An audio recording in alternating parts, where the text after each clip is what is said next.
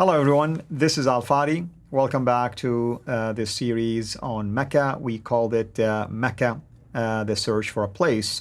And today we are going to build upon all of the arguments that we have been raising concerning the contradiction between the standard Islamic narrative and many of the findings or actual data when it comes to the geographical location or historical documentation and so on and so forth. Today is no exception. We're going to be talking about the Qibla, or the direction of prayers, something that our brother Dan Gibson brought into light years ago in a book that he published.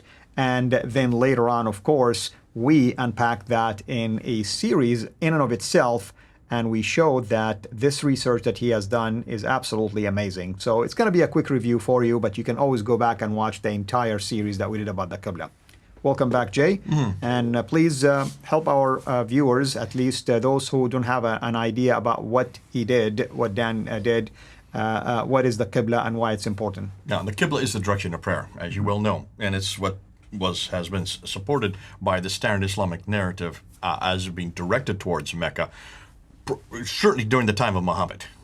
Before, Muslims are not going to take a position on that, but what they will say is that the Qibla was standardized around 621 to 624, that time period, and you see it in the Quran in chapter 2, verse 149 and 150, where it doesn't say Mecca, it just says the Masjid al-Haram. Masjid al-Haram is attributed to Mecca. Masjid al-Haram would be the Kaaba. So they would say that this was redirected back from Jerusalem down to Mecca. Now the standard Islamic narrative starts from the premise that the Qibla during the time of Muhammad's movement to Medina, when he went there in 622, was directed towards Jerusalem.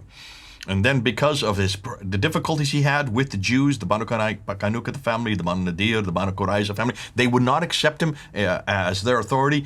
He then gets a new revelation from heaven to redirect the Qibla. And that's chapter 2, verse 149, 450, back to the original Qibla, which would be the Qibla of...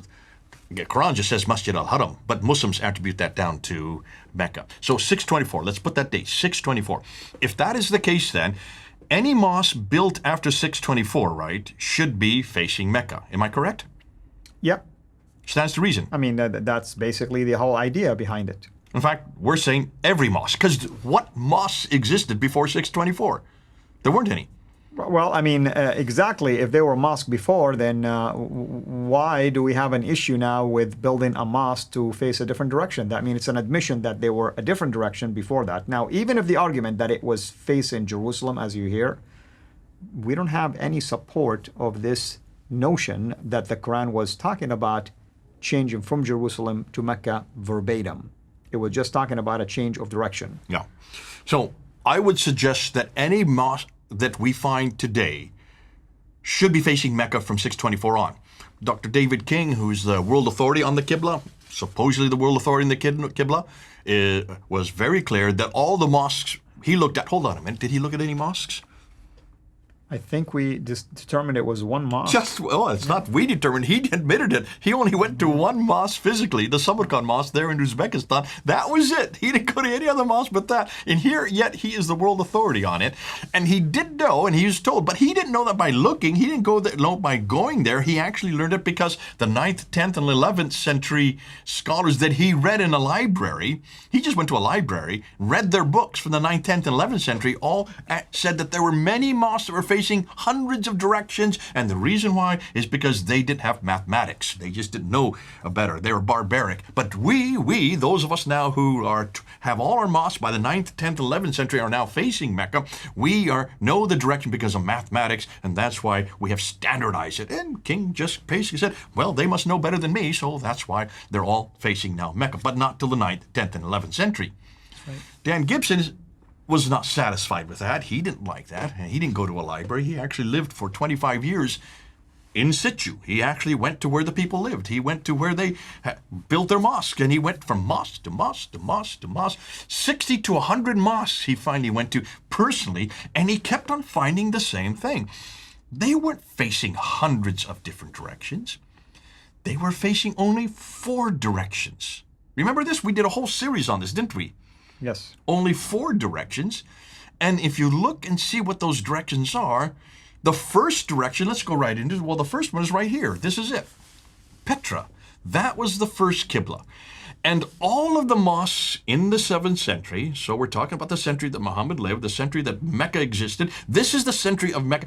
All of the mosques should have been facing Mecca from 624. So this is the century where it was canonized in 624. So we're talking about for the 60 years, they should all been facing Mecca, right? That's right. But up until 706, every mosque is facing Petra. Petra's in Jordan.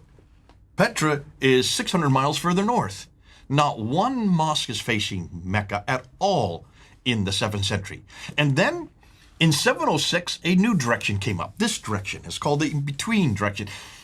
Wasit, that's the word, right? Wasit is the first one. Right. Take a look right here. There's Wasit right here. That's the first one right there, built by Al-Hajjaj. In fact, he built all of these. These mosques are all attributed to him. These are the ones that he built. Now, what's fascinating, if you take a look and see where they're facing nothing. There's nothing there.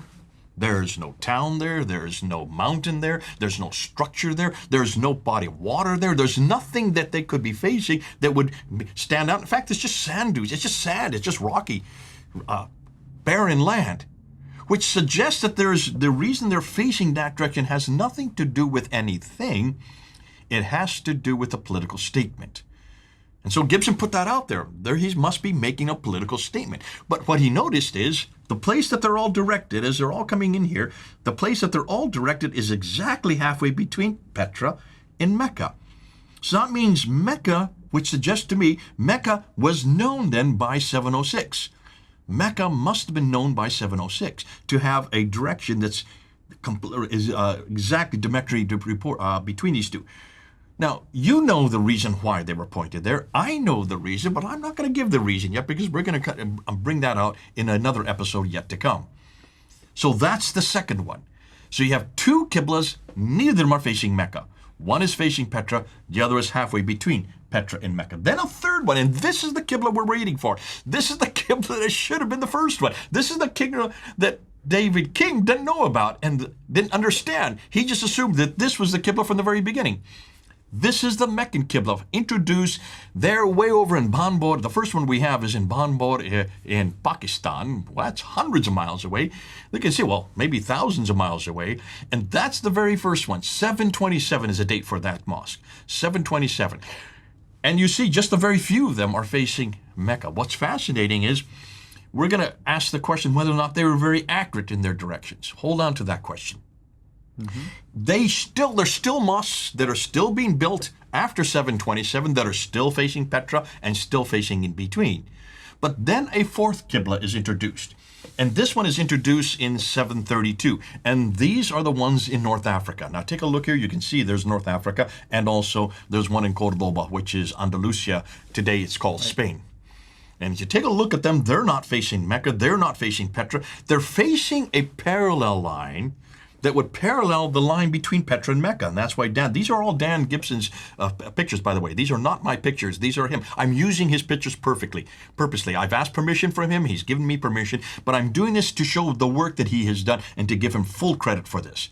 God bless him for all that he's done. We're going to be actually working with him in the future, aren't we? In That's fact, right. Yep. He's asked for us to come and help him out for a whole new series because he realizes that in some ways, we've popularized him so well all over the world because we've done it on your YouTube site, you've done it on my site, CIRA International, and Fander Films.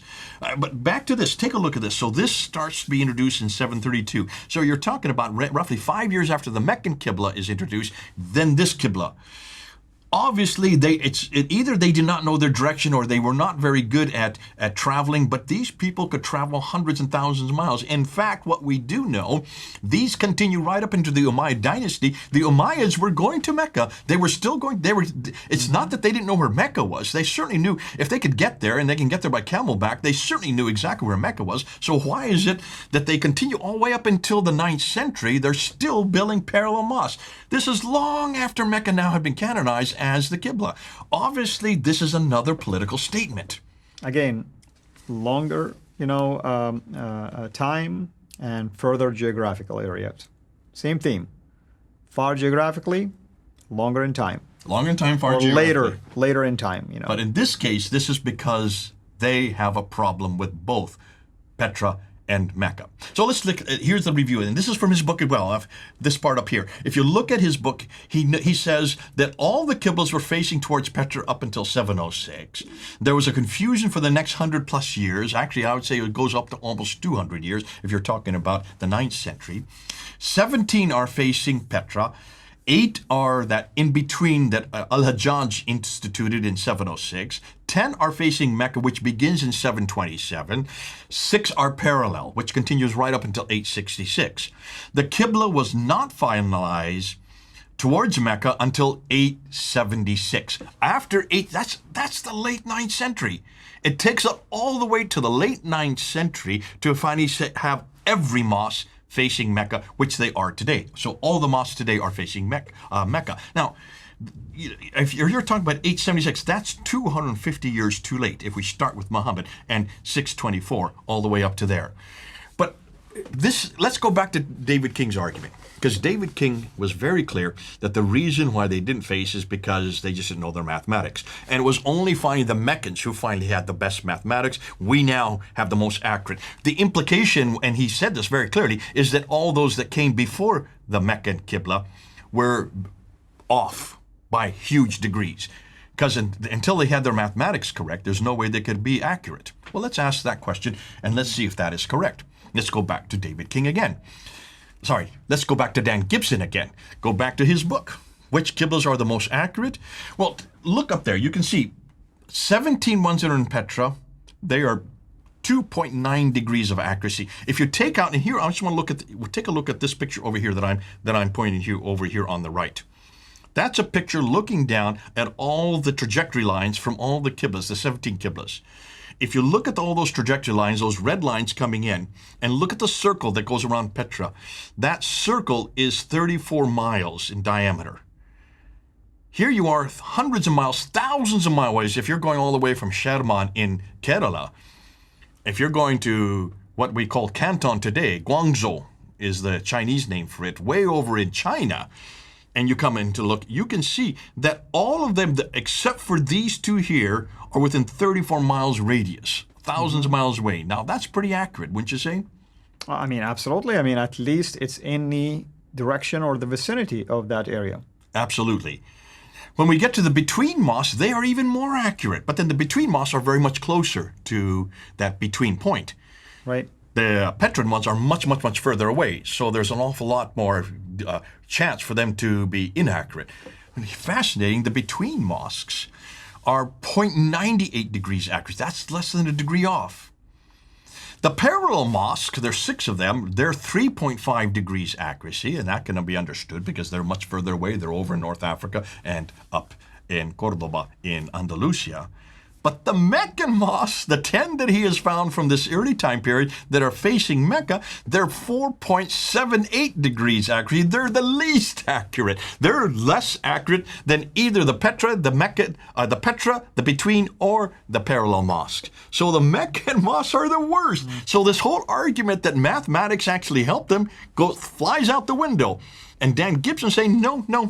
You need, for heaven's sakes, look at the categories, but look at where they're facing, and then use GPS. If you use GPS, you can just pretty much throw this argument out and throw that and destroy it. And that's what David King never did. He didn't use any of this equipment. In fact, he derided it. He says, why are we using modern equipment to answer this question? Well, because you want to find the answer. The best way to find the answer is use what's best you have available at your disposition. And in this case, they had GPS availability. They had the Astro satellites that are put up there in space by Japanese Astro satellites that can find the direction and find a pinpoint that was within 25 feet. That's how accurate it is from space. And that's why he was able to come up with these type of figures, this type of material. And that's something that I don't think David King even today knows. He has no idea of what Dan Gibson has done. And we have to just thank Dan Gibson. 25 years working in the deserts, learning the languages, living amongst the Bedouins, and for heaven's sakes, doing what David King should have done, going to every one of these mosques. And basically asking the question that David King should have asked. And to hear David King go on and on about this guy doesn't have credentials, he didn't study under me, he doesn't have a degree, as if that makes much sense. What's the purpose of a degree if you're just going to sit in a library all your life? That's right. Why don't you actually go to these mosques? Why didn't he actually get these categories? Why didn't he look at the measurements? Why didn't he use modern Aster satellites? And why didn't he use GPS coordination? And why didn't he look at the curvature of the earth when he did his calculations to find out exactly where they're pointing? Because what Dan King, I'm getting the names mixed up now. What Dan Gibson was able to do was what David King could not do. But then the question needs to be asked. So why in the world were none of these mosques facing Mecca? And why then, when they finally do face Mecca, are they so inaccurate?